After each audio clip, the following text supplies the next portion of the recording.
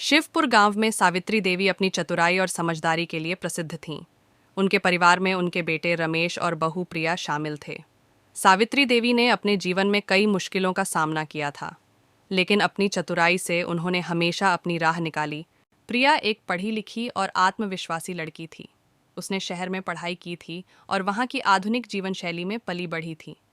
जब वह शिवपुर गांव में आई तो उसने देखा कि यहाँ का जीवन बिल्कुल अलग था, लेकिन वह खुश थी कि उसे एक ऐसा परिवार मिला है जो उसे अपनेपन से स्वीकार कर रहा था। सावित्री देवी ने प्रिया को अपनाने में कोई कसर नहीं छोड़ी, लेकिन वह चाहती थीं कि घर की कमान हमेशा उनके हाथ में रहे। इसीलिए उन्होंने प्रिया को समझाने का निश्चय किया कि इस घर में सब कुछ उनकी मर्जी से ही चलता है। एक दिन सावित्री देवी ने प्रिया को अपने पास बुलाया और उससे कहा, प्रिया, इस घर की जिम्मेदारियां बहुत बड़ी हैं। मैं चाहती हूँ कि तुम घर के सारे काम संभालो। यह तुम्हारे लिए एक परीक्षा की तरह है। प्रिया ने इस चुनौती को स्वीकार किया। वह घर के सारे काम करने लगी और सावित्री देवी के हर आदेश का पालन करने लगी। लेकिन सावित्री देवी ने हर बार कुछ न कुछ ऐसा किया जिससे प्रिया को लगे कि वह हमेशा गलती कर रही है। सावित्री देवी ने एक दिन शिकायत की, प्रिया, आज तुमने सब्जी में नमक कम डाला है। क्या तुम्हें खाना बनाना नहीं आता?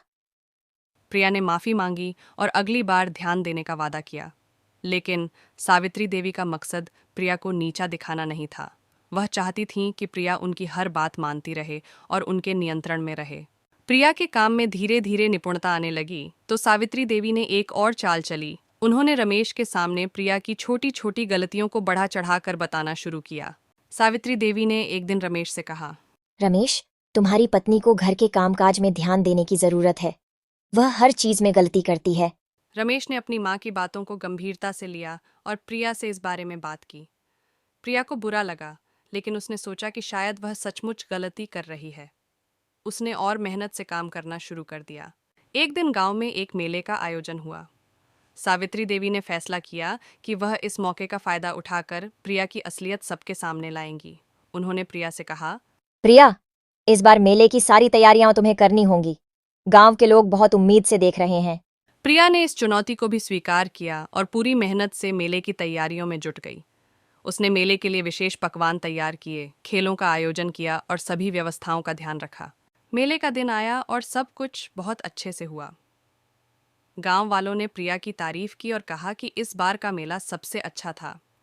सावित्री देवी को लगा था कि प्रिया असफल हो जाएगी, लेकिन उसने सबको गलत साबित कर दिया। सावित्री देवी की चालें अब तक सफल हो रही थीं, लेकिन प्रिया की मेहनत और धैर्य ने सबको प्रभावित कर दिया था। रमेश भी समझने लगा था कि प्रिया कितनी मेहनती और समझदार है। उसने अपनी माँ से कहा, माँ, प्रिया ने मेले की तैयारी बहुत अच्छी तरह से की है। आप भी उसकी तारीफ करें। सावित्री देवी ने अनमने मन से प्रिया की तारीफ की, लेकिन उनके मन में नई चाल की योजना बन रही थी। उन्होंने सोचा कि अगर प्रिया को गांव के कामों में व्यस्त रखा जाए तो वह घर की जिम्मेदारियों से दूर हो जाएगी और सावित्री देवी का नियंत्रण बरकरार रहेगा। एक दिन गांव के सरपंच ने प्रिया को सम्मानित करने का निश्चय किया।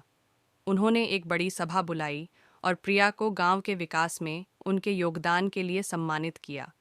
सावित्री देवी यह सब देखकर हैरान थीं। उन्होंने कभी नहीं सोचा था। सावित्री देवी ने अब यह मान लिया था कि प्रिया को हराना आसान नहीं है। उन्होंने सोचा कि क्यों न प्रिया की ताकत को अपने पक्ष में किया जाए। उन्होंने प्रिया से कहा, प्रिया, मुझे तुम पर गर्व है। तुमने हर चुनौती को सफलतापूर्वक पार किया है। अब मैं चाहती हूँ कि हम मिलकर इस घर और गांव का विकास करें। प्रिया ने सावित्री देवी की बात मान ली और दोनों मिलकर घर और गांव कामों में जुट गईं। सावित्री देवी ने महसूस किया कि प्रिया की चतुराई और मेहनत से वह भी बहुत कुछ सीख सकती हैं।